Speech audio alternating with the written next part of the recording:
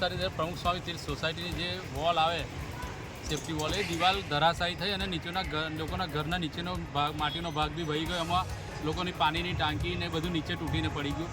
Builder બાજુમાં ચાલતી નમસ્યા નામની સાઈડ તેના બિલ્ડરની તદ્દન નિષ્કાળજીને કારણે આ ઘટના ઘટી. એમાં 8-10 પરિવારોને રોડ પર રહેવાનો વારો આવી ગયો, જેના કારણે આજે કોઈ જવાબદાર વ્યક્તિ બિલ્ડરની સાઈડ પર ન હોવાથી લોકો સ્થાનિકો ઉગ્ર સ્વરૂપ લઈ લીધું અને ઘટના લાગે મારામારી સુધી પહોંચી ગઈ હતી. પણ મેં કહેવા માગું છું આ ભાજપના રાજની અંદર ચાલતા ભ્રષ્ટ તંત્રને કે તમે રજા ચિઠ્ઠી આલો છો તેના પછી કોઈ ત્યાં જોવા જાઓ છો કે નથી જતા, બસ આડેધડ લોકોના ઘર ખોદી કાઢે ત્યાંથી ખોદવાની પરમિશન આપી દો છો.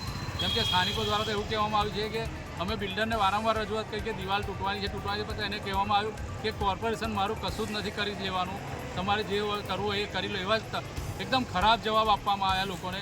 અને આજે એના કારણે એ બિલ્ડરના કારણે લોકોને પરિવારોને રોડ પર રહેવાનો વારો આવી ગયો.